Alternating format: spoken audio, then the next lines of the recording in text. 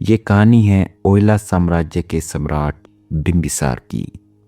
बिंबिसार, जिसकी युद्ध कला पूरे आर्यवर्त में प्रसिद्ध थी। कहा जाता है बिंबिसार का जन्म उस रात हुआ था जब आसमान में सातों ग्रह एक सीध में आए थे। ज्योतिषों ने भविष्यवाणी की थी, यह बालक या तो समस्त आर्यभूमि को एक करेगा या तो अपने ही साम्राज्य के विनाश का कारण बनेगा। कहा जाता था कि जब बिंबिसार युद्ध के मैदान में दहाड़ता था तब दुश्मन सेना के घोड़े भी थर थर कांप उठते थे। उसकी तलवार की धार इतनी तेज कि हवा को भी चीर दे और उसके कदमों की गूंज धरती के अंदर तक सुनाई पड़ती थी। लेकिन एक सुबह वसुंधरा साम्राज्य के सेनापति काल भैरव 1 लाख सैनिक और अग्निबाणों के साथ ओयला की सीमाओं में घुस आया था। ओयला की सीमाएं चल उठी, गांव में चीखें गूंज उठी और पूरा साम्राज्य काले बादलों में छिपने लगा। ओयला के सैनिक उन 1 लाख सैनिकों के आगे फीके पड़ रहे थे। तभी एक पल की भी देरी ना करते हुए बिंबिसार गर्जना करते हुए बोला, वीरभद्र, अब रणभूमि तुम्हारी प्रतीक्षा कर रही है, उतरो युद्ध में। वीरभद्र कोई आम योद्धा नहीं था। वह ओयला साम्राज्य का अजय योद्धा और बिंबिसार का छोटा भाई था। कहा जाता है उसके जन्म के समय युद्ध के देवता कार्तिकेय स्वयं प्रकट हुए थे और उसे वरदान मिला था कि जब तक तुम्हारे हाथ में तलवार है तब तक भय का अस्तित्व समाप्त रहेगा। उसका कद पर्वत समान और नेत्रों में अग्नि सी चमक।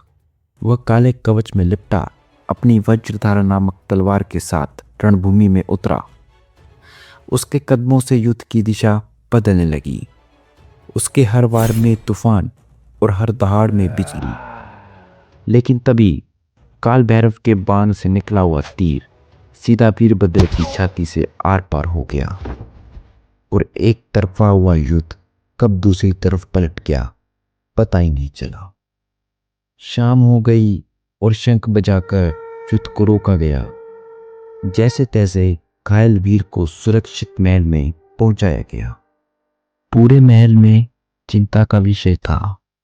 एक तरफ ओयला का अजय योद्धा वीरभद्र अपनी जिंदगी और मौत से लड़ रहा था और दूसरी तरफ आधे से ज्यादा सैनिक मृत्यु को प्रिय हो चुके थे।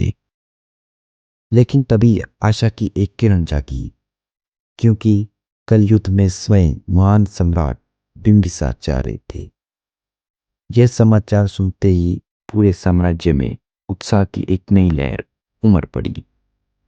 राजसभा उठी और सभी अपने अपने शयन कक्ष में चले गए।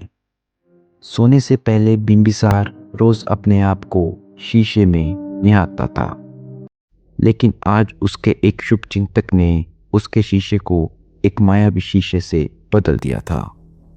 बिंबिसार जैसे ही शीशे के सामने खड़ा हुआ, शीशे ने उसको अपने अंदर खींचना शुरू कर दिया। बिंबिसार को कुछ समझ ना आए और वो बेहोश होने लगा। जैसे ही उसकी आंख खुली, उसने अपने आप को एक सुंदर और रहस्यमय नगरी में पाया। हवा में सुगंध तैर रही थी। चारों तरफ चमकते हुए पेड़ और वादियां थीं और ऐसा प्रतीत हो रहा था कि समय रुक सा गया हो। बिंबिसार पुराणिक और भौतिक ज्ञान में काफी निपुण था। उन चमकती हुई वादियों और पेड़ों को देखकर बिंबिसार समझ गया कि वह शांग्रीला में आ पहुंचा है। शांग्रीला एक मायावी नगरी है जिसका निर्माण स्वयं विश्वकर्मा जी ने धरती में रह रहे 7 चिरंजीवियों के लिए किया था।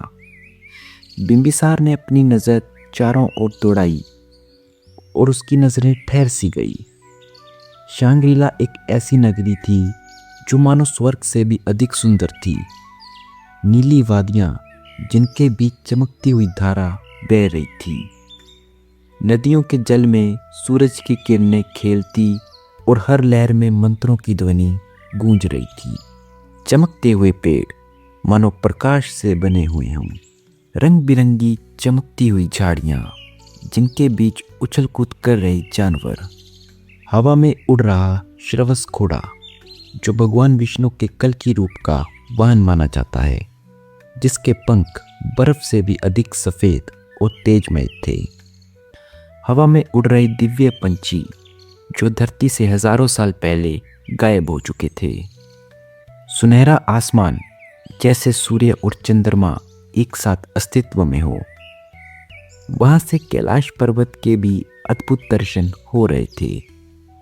बिंबिसार अपने अंदर एक नई ऊर्जा का अस्तित्व महसूस कर रहा था, लेकिन अपनी आवाम को बचाने के लिए बिंबिसार वहां से निकलने का रास्ता ढूंढने लगा। वह आगे बढ़ता गया, लेकिन हफ्तों तक भटकते भटकते वह थक गया। उसे कुछ भी समझ नहीं आ रहा था और उसकी बेचैनी और भी बढ़ रही थी। और अंत में वह एक गुफा में बैठकर भगवान शिव की आराधना में लीन हो गया। उसके होंठों से निकली ओम नमः शिवाय की ध्वनि पूरे अस्तित्व में गूंजने लगी। कई सालों तक बिंबिसार मंत्रों का जाप करता रहा और एक दिन गुफा के भीतर एक तेज प्रकाश फैला और उसी प्रकाश से भगवान शिव के दिव्य अवतार परशुराम जी प्रकट हुए। बिंबिसार ने अपनी आंखें खोली और वह तुरंत धरती पर झुक गया। हाथ में फरसा, मस्तक में त्रिकुंड और नेत्रों में तप की अग्नि। परशुराम जी ने अपनी गंभीर लेकिन मधुर वाणी में कहा, तुम्हारी साधना ने इस गुफा को पवित्र कर दिया है। अब समय आ गया है कि तुम अपने धर्म और पराक्रम का अर्थ समझो। तुम्हारा इस दिव्य नगरी में आना कोई इत्तेफाक नहीं, बल्कि यह विधि के विधान में पहले से ही लिखा हुआ था।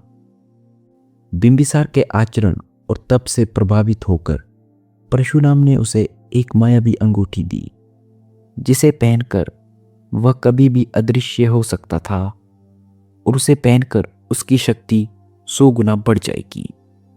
लेकिन उसका इस्तेमाल वह सिर्फ धर्म की रक्षा के लिए कर सकता था। अंगूठी पाते ही भगवान परशुराम वहां से गायब हो गए और वहां पर वह मायावी शीशा फिर से प्रकट हो गया और उसने बिंबिसार को अपनी ओर खींचना शुरू कर दिया। बिंबिसार की आंख खुली और उसने अपने आप को महल के पीछे वाले जंगल में पाया। पूरे 20 साल हो गए थे बिंबिसार को ओइला से गए हुए। उसने उस मायावी अंगूठी को पहना और वह अदृश्य हो गया। उस अंगूठी को पहनकर उसके अंदर 100 ऐरावत हाथियों जैसी ताकत आ गई थी। उसने अदृश्य होकर ओइला की सीमा के अंदर प्रवेश किया। उन 20 सालों में ओइला एक विकसित और ताकतवर राज्य बन चुका था। ऊंचे किले, चमकदार बाजार और आधुनिक तकनीकें और गांव में खुशहाली, जैसे कि कोई ईश्वर गांव का मुखिया हो। जैसे तैसे वह महल की ओर पहुंचा और राजसभा को देखकर वह दंग रह गया, क्योंकि राजगद्दी पर उसका छोटा भाई वीरभद्र विराजमान था। बिंबिसार के मन में काफी सवाल पैदा हुए। आखिर 20 साल पुराने युद्ध का क्या परिणाम हुआ था?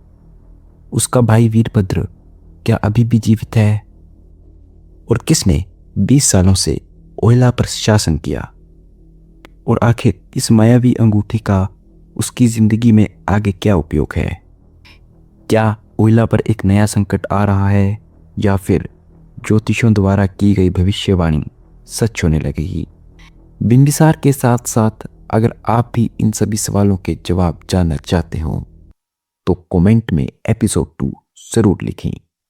1000 कमेंट होते ही हम जल्दी इसका एपिसोड 2 लाएंगे। वीडियो अच्छी लगी हो तो वीडियो को लाइक करें और हाँ, चैनल को